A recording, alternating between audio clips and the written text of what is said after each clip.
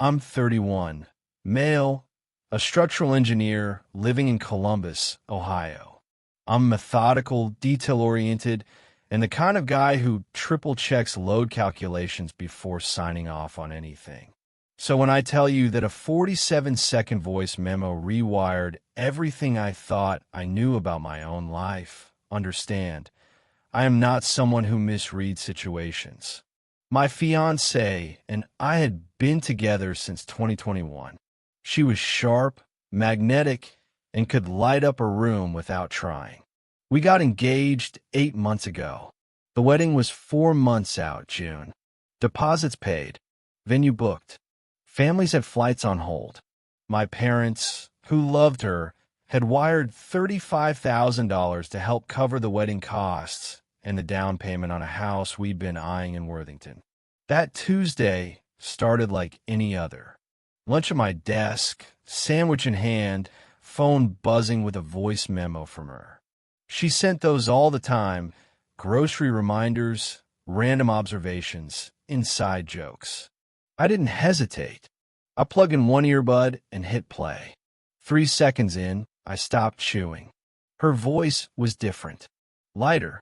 The way people talk when they're completely off guard, completely comfortable. Not talking to someone, but about someone. That someone was me. He still has no idea. I mean, he's so trusting it almost makes me feel bad. Almost. Then a laugh. Easy, unbothered, real. His parents already wired the 35. I moved it to the account he doesn't know about. Once we're married, I give it 6 months, maybe 8. Then I file. Ohio is equitable distribution, so I walk away with at least half of everything we've built, plus the house. Jake says as long as I'm careful with documentation, it's airtight. More after that. I don't remember all of it, but the last line, right before the memo ended, stayed perfectly clear. Tell him I said hi, by the way. Then she laughed, and it cut out. I sat at my desk for 4 solid minutes without moving. The sandwich was still in my hand. I played it again, then a third time. There was no angle at which it sounded like anything other than exactly what it was. And the name, Jake. She had said Jake. Her sister's name is Marie. My first instinct was to call her. I actually pulled up her contact. Then I stopped, because the version of me from 2 hours ago would have called and handed her the advantage, given her the moment to compose herself, to pivot, to deploy whatever explanation she'd been keeping in reserve. Instead, I put my phone face down and opened a blank document on my laptop. I typed out the memo word for word, as precisely as I could remember it. I noted the timestamp, the phrasing, the name. Then I sat there and thought about the account she'd said he doesn't know about. That evening I got home before she did. We kept financial documents in a shared filing cabinet, a practical arrangement we'd set up when we started combining wedding expenses. I pulled out the joint savings account statement. The $35,000 wire from my parents was there, confirmed 6 weeks ago. I already knew where I was going to find the problem. 3 days after the deposit, a transfer out. $34,800 to an account number I'd never seen. I put the statement back, closed the drawer, and started making dinner. She got home at 6:47, dropped her bag on the couch, walked over, kissed me on the cheek. "How was your day?" "Good," I said. "Productive." She smiled and went to change. I stood at the stove, stirring pasta, turning the word airtight over in my head. She wanted airtight.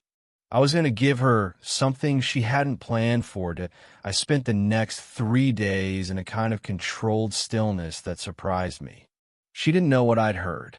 I didn't tip my hand. I watched her perform the relationship. The good morning text from the bathroom, the wedding Pinterest boards she pulled up over dinner, the hand on my knee during TV. Nothing changed in her behavior, and that told me everything. This wasn't someone suppressing guilt. There was no guilt to suppress. I needed to know who Jake was. A friend from college does IT security work. I called him, described the situation without names, and asked about voice memo metadata. He explained what to look for, but I didn't need the technical route. I needed something simpler and faster. I knew her iPad passcode. I'd watched her type it once, months ago, and numbers stick in my head the way structural measurements do. I had never used it before. I used it that Thursday evening while she was in the shower. Jake's conversation was pinned at the top of her messages. I didn't read everything. I read enough. The thread went back 8 months, 2 weeks after I proposed. The first message I checked had her sending him a photo of my ring on her finger. His response, "Play it smart. Don't rush. You've got time." Jake was not her sister. Jake was not a coworker I'd ever heard her mention. Based on the tone and consistency of those messages, Jake was someone from before me, someone who was now functioning as a strategic advisor for the next chapter of her plan. He referenced Ohio divorce law by name in one message. He'd either been through this before or knew someone who had. I took screenshots on my own phone, put her iPad back, and walked to the kitchen to pour myself a glass of water before she came out. The next morning, I called a family law attorney in Columbus. I explained the situation, the wire transfer, the unknown account, the voice memo, the messages, the timeline. He was straightforward. Under Ohio law, funds gifted to a couple prior to marriage can become marital assets if commingled. But funds diverted to a separate account without my knowledge, before we were married, with documented evidence of premeditated intent, could support a civil claim for conversion or fraud. He told me the fact that we weren't married yet actually worked in my favor. He told me 2 things. Don't confront her yet, and keep documenting. Then she escalated. The first move came 4 days later. She sat me down, voice soft and concerned, and told me she'd been feeling disconnected and worried I was having cold feet. She framed it entirely as concern for me. It was a setup.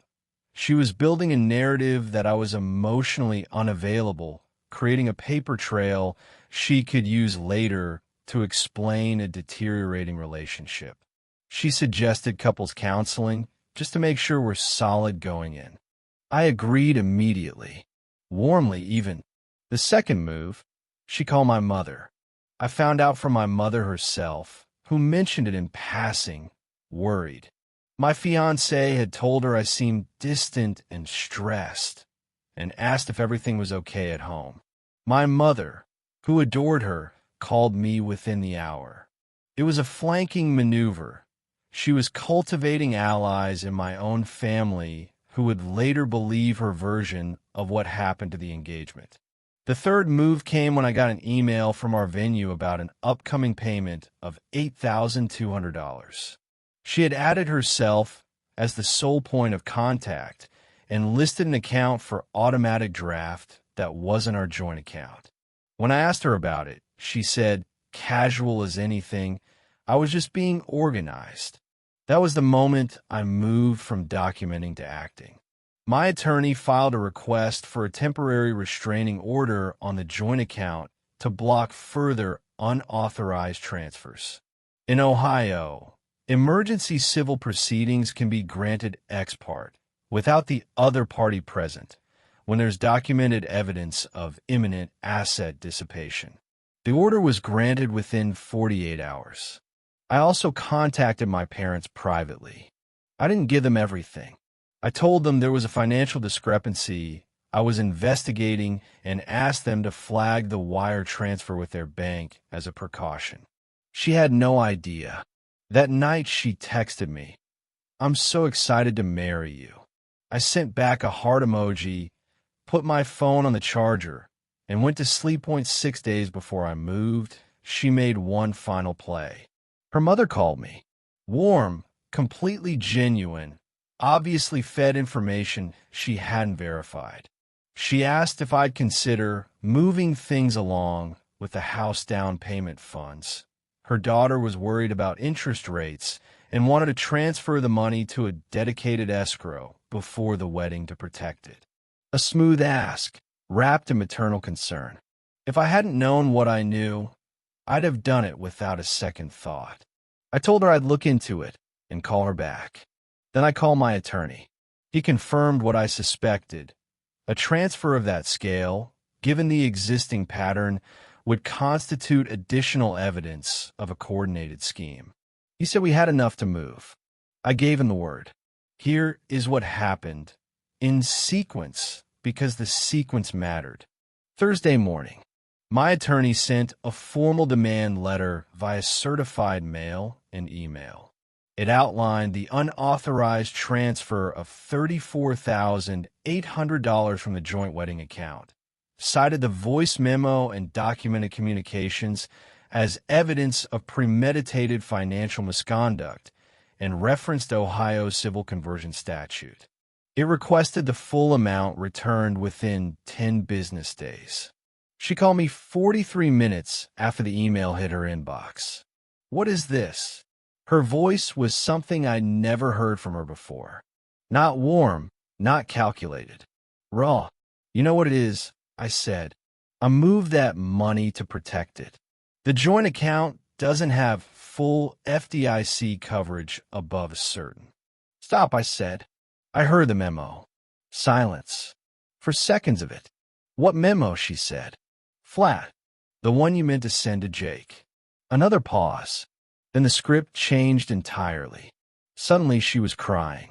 Suddenly I had violated her privacy by accessing her iPad, which was a fundamental breach of trust. Suddenly this was about what I had done to her. She said she was contacting her own attorney. I said, that's a good idea. She showed up at my apartment that evening. I didn't let her in. I stood in the doorway, and I let her cycle through her options in real time. First, that it was a misunderstanding. Then that Jake was helping her plan a surprise for me. Then that she'd moved the money because she'd been afraid I was getting cold feet and she needed security. Each version more creative than the last. When none of them moved me, she shifted to threats. She'd tell people I was controlling and paranoid throughout the relationship. She'd tell my family the engagement collapsed because of my trust issues. She had things she could say that would make this go both ways. I looked at her for a long moment. Go ahead, I said, and I closed the door. Then, 3 days later, my attorney got a call that neither of us had anticipated. Jake had a lawyer. Jake, it turned out, was not just a romantic history or a scheme consultant. Jake was her husband. They had separated in 2019 and filed for divorce in early 2020, but the proceedings had stalled and the final decree was never entered. Under Ohio law, the marriage was still legally valid, which meant that the wedding we were 4 months away from would have constituted bigamy, a first-degree misdemeanor under Ohio Revised Code Section 2919.01. She hadn't just been planning to defraud me. She had been planning to commit a crime. My attorney immediately contacted the Franklin County Prosecutor's Office with documentation. 2 legal tracks were now running simultaneously, the civil claim and a criminal referral. Jake's attorney reached out separately. Jake had believed she was stringing me along as a financial opportunity while they planned to eventually reunite once the divorce finalized. He hadn't known she was engaged. She had been running 2 cons at the same time, and somehow neither of us had been the one she was fully committed to. I sat in my attorney's office, absorbing all of it.